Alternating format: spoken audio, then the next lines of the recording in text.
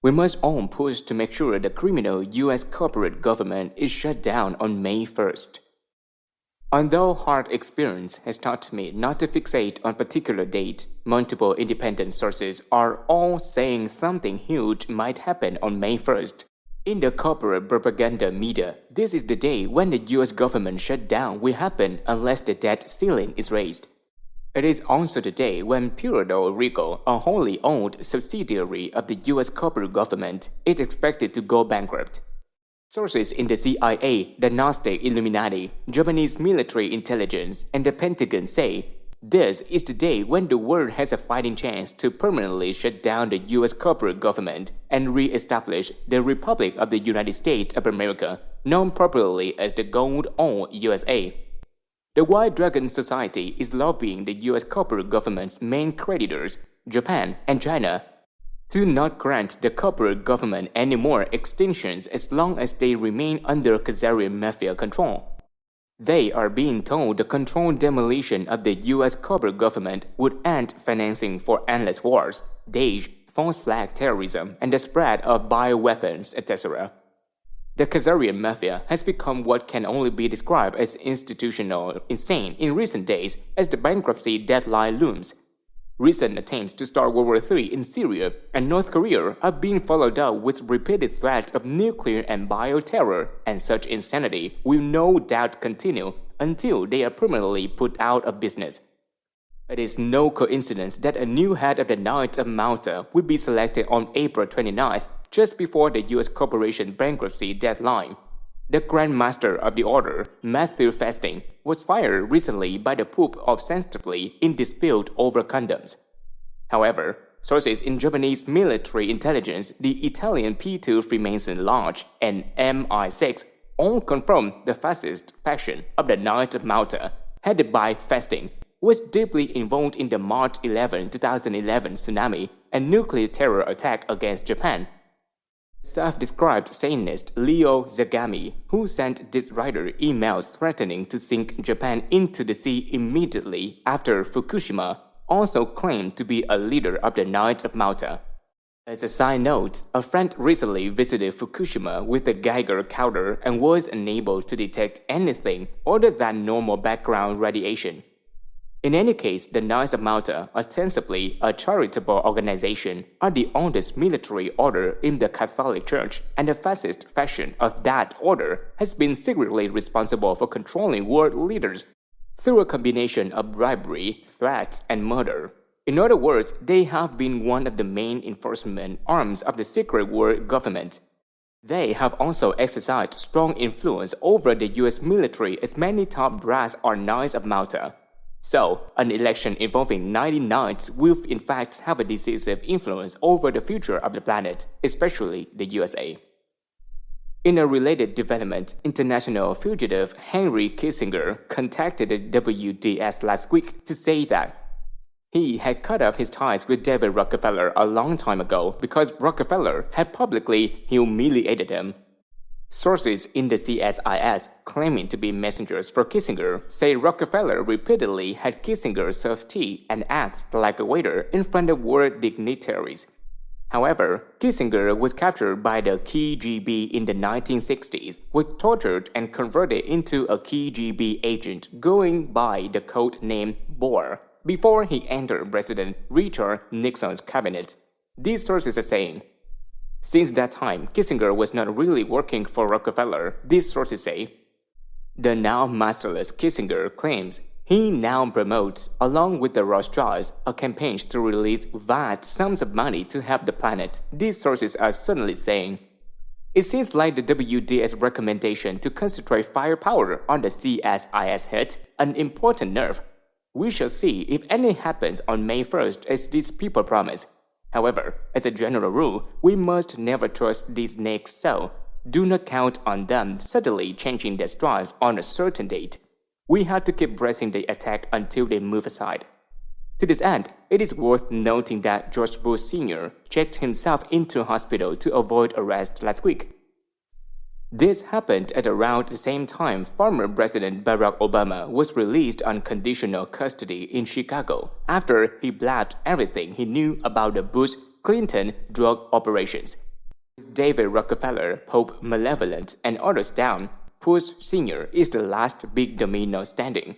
Let us see how long he holds out. Pentagon sources are also saying it is no coincidence that Chinese President Xi Jinping stopped by Alaska and met the governor on his way back from the Trump summit April 7th after the Syrian Tomahawk strike and then Russian bombers burst Alaska from April 17th to 20th and may continue to do so. The message seems to be the US mainland is not invulnerable to a joint Russian-Chinese invasions via Alaska. In any case, this move would be more important, for example, than the widely watched French presidential election.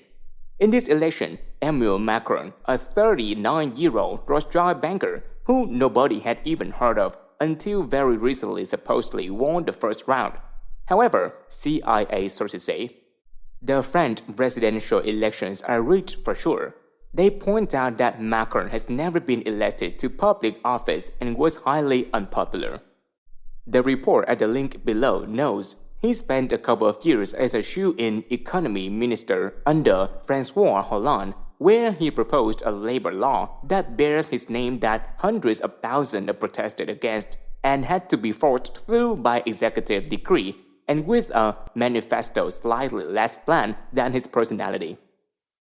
Whether or not he will, Macron will be allowed to steal the election on May 7th and become president of France, thus prolonging the euro depends on what happens in the US on May 1st and secret Knights of Malta election on April 29th, WDS sources say. Clearly though, as with the sudden 180-degree turnaround by US so-called President Donald Trump, the Khazarian mafia is pulling out all the stops to try to stay in control of this planet. However, just keeping Khazarian mafia servants in place in the West is not going to be enough since Asia now controls most of the world's money. To this end, Vatican servant and US Vice President Mike Pence was in Asia last week to try to drum up financing for his corporate government masters. In South Korea, he failed to get his hands on any gold, so he made empty threats to North Korea and scuttled off to Japan, Japanese military intelligence sources say. In Japan, according to multiple sources in the Japanese government, he asked for and was refused money, so he told Japanese Prime Minister Shinzo Abe he must resign in June and hold a general election or else be arrested. For now, the Japanese establishment is going along with this while it waits to see how the overall battle raging above their heads ends. Then Pence went to Indonesia, where he met with some of the world's most unsavory characters, sources in Indonesia say. A Reuters headline simply describes Pence's visit as a business success that scored major deals worth $1 billion. In fact, though Pence was distributing Federal Reserve Board fiat dollars in an attempt to regain control of Indonesia via some very nasty puppets, sources in China's military intelligence and in the CIA agree. This was seen by the election through various dirty tricks of Anies Baswedan as governor of the capital Jakarta. The person who gave a victory speech in lieu of Baswedan was none other than Prabowo Subianto, the former son-in-law of mass-murdering former Indonesian dictator Suharto. Subianto is the Khazarian mafia's choice to replace the incumbent Jokowi as president of Indonesia, the sources agree. Subianto was captured by East Timorese rebels in the early 1990s after he and his special forces had massacred hundreds of unarmed villagers, according to a source close to Subianto. The source says the rebels castrated him as punishment. That is why Subianto subsequently divorced Suharto's daughter, according to this source. Now we have him showing up with the seemingly unlimited funds, working hand in hand with Daesh mercenaries, trying to destabilize the very popular government of Jokowi. The real aim, of course, is to once again establish a Khazarian puppet regime in Indonesia, so that the Khazarians can get their hands on some gold to keep the control of world finance intact, WDS sources in Indonesia say. There are also some new developments in the Middle East following the visit to the region last week by U.S. Defense Secretary James Mattis. First, Mattis went to Israel where he told the Israelis to get out of the Golan Heights and to stop bombing Syria, Moss said sources say. He told them that U.S. military together with Egypt would only help to remove Daesh mercenaries operating in the Sinai Peninsula, and the sources continue. Pentagon sources say that in Saudi Arabia, Mattis called for a UN-brokered end to Yemen war because the U.S. military wanted to wind down its activities there.